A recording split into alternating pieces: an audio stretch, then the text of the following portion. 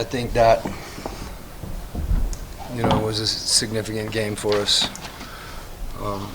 Kind of epitomized, in my mind, what, Rudy and Donovan, the way that both of them played.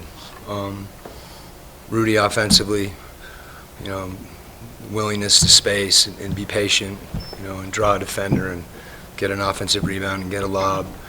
And Donovan, his recognition, Ian Mike in particular, reading the game, and then, on the defensive end, when Rudy switched on to, we talked about how good Luka Doncic is. That's just really hard.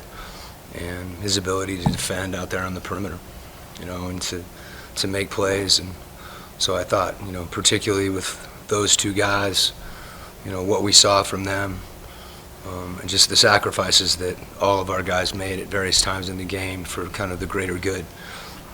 So I was really happy with our effort against, a team that's as good as anybody in the league right now.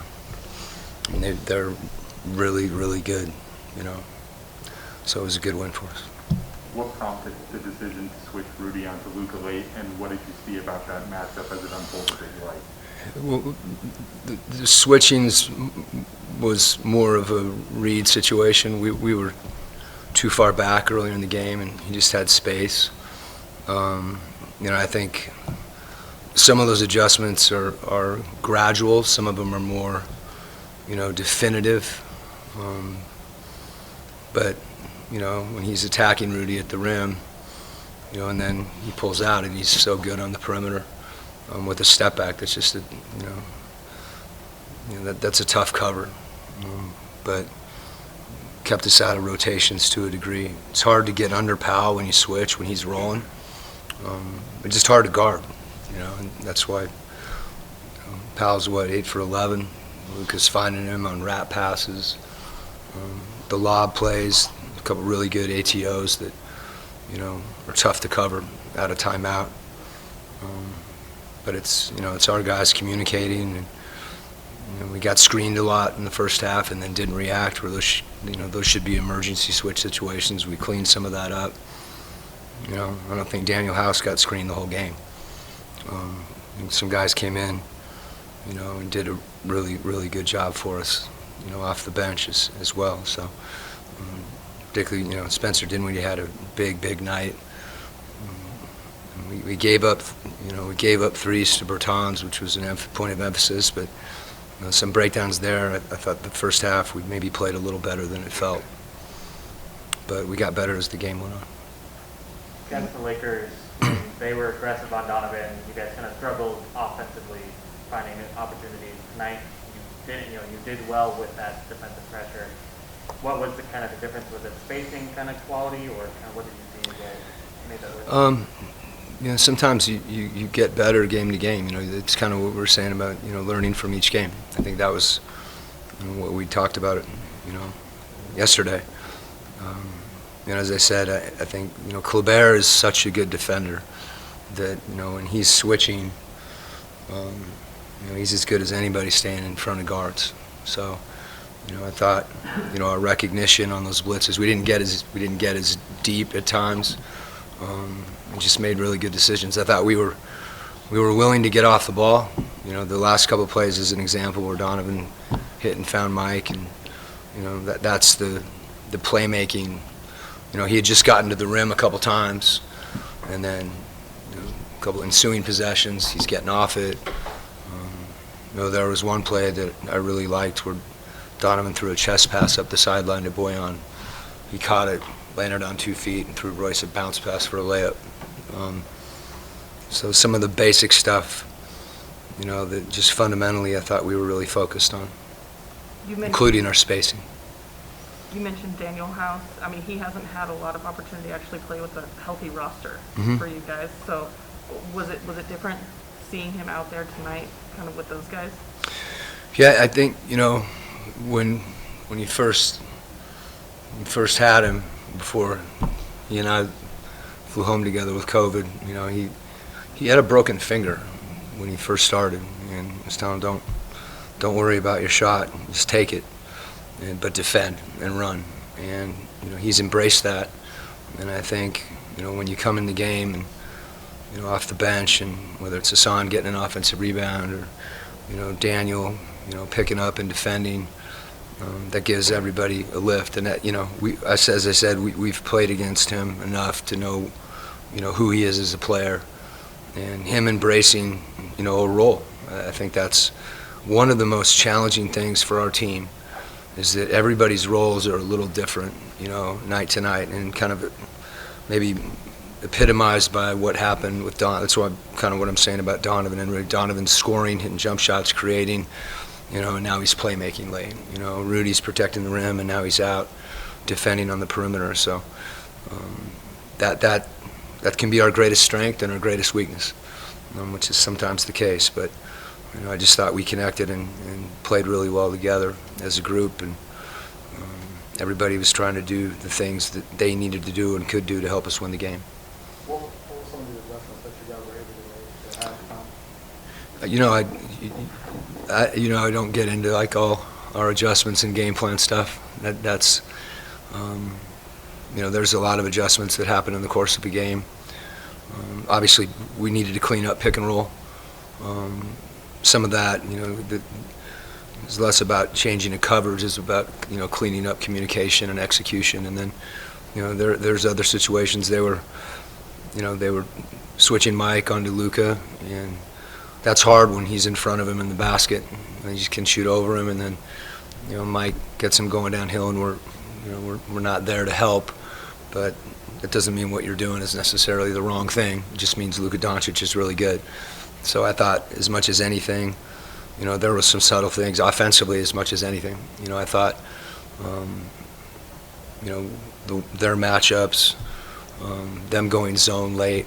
I thought, us adjusting to going, seeing zone late after a portion of the game can kind of knock you back a little bit and make you think and get, make you a little more hesitant.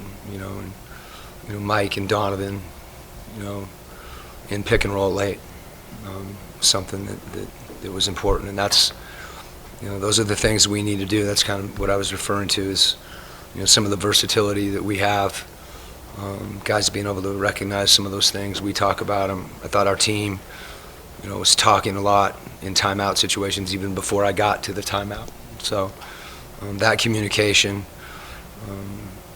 whether it's an adjustment or execution on a given play.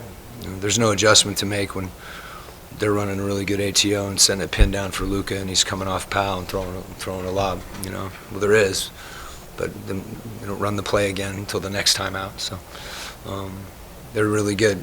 So take one thing away, they have something else. I thought the first half, we were a little confused on the post-ups. They were getting kickouts. We were coming over too soon, and I thought that was something, as much as anything, that we cleaned up, at halftime. It's just Luka playing through him on the post and him finding people. A lot of their threes early and finding Powell at the rim. But just kind of pick your poison with him. There's a good chance that this would be your player opponent. What's the probability, Andy? It's over 50%, but Is it? probably not that. Right. I remember a couple years ago, it was like 1 in a million at one point. Yeah. And so who knows? Play Houston again. I do want to ask, do you feel like there are things that you guys could take from this game? When you don't play a team until this late in the season, and really this is the first time we've played them, because the last time, Luka didn't play, and, their roster was depleted because they went through that COVID period. So we play them 2 more times. I would anticipate, similar types of games. And, whether we play them in the playoffs or whoever it is, it's going to be really good. And, I think we just want to get better. And different teams give you opportunities to, adjust to different things. Anytime you have a player that's, MVP level player, it's going to dictate a lot of what's going on, and you do as good as the job as you can, and you hope they miss. sometimes that's the best you can do. How much control do you have over who ends up defending their primary ball handler on a switch or a pick and roll? There was one free throw situation where we just had a breakdown where Rudy was trying to switch with JC and no one had Bertans. So some of those things are communication. After misses, obviously matchup situations are going on throughout the course of the games. There's substitutions on both ends of the floor. Whether someone's in foul trouble, or there's a size mismatch, whatever the case is. So some of those things you can really identify. Sometimes as the game's going on, the players have to have recognition on that. If they're switching someone up to play pick and roll, guys got to recognize that and get out and send the next guy up. So I think those are the types of things that games like this give you a chance to kind of see and get more familiar with. So you can talk about them, work on them, but to be in a game and have an opportunity to try to execute and have not do it on the level you want and then get better at it. I mean that's kind of what it's about right now. What did you think about the Luka versus Rudy show at the end? I mean, Rudy did a pretty good job on him staying in front and making him take tough shots. We all know how good he is, but on other side is also defensive player of the year. So I think overall, especially second half, as a team, as a unit, we did a great job on him and also on all their players. This team hasn't had a great record in close games so far this year, and I'm curious, with actually getting tonight's win, does that matter to you guys? And does this feel like a more significant win than one of the two, I guess? I mean, every win is great for us, but our defense, like I said, was on a point when you know that Rudy is there guarding well a couple times. Luka, then our shots were falling down in a clutch. But like I say, yeah, great win. Good point. It's better to win this way, especially the game against team that is right behind us. What changed defensively for you guys in the second half? I mean, we changed kind of pick and roll defense. We were switching more with Doncic and Rudy and Hassan on him. First half we were playing flat and kind of he's tall and he's able to see both shooters and their bigs rolling to the rim. So that was kind of our adjustment. Yeah. You love hitting big shots, but none were bigger than that three-pointer in the corner with about a minute and a half to go. Do you want the ball in that area? I mean, I always want the ball in the clutch, like every other player. I didn't shoot well tonight, but that one fell in. Then I had another one, but it was kind of from long distance. But most important that we win, that we are in great mood going to the road for those really tough games that we have in front of us. We see you guys kind of trying to problem solve during timeouts when you're walking in and out of timeouts, especially with a team like this where you might face them in the playoffs.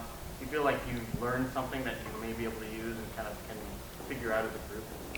I mean, every other game it's kind of different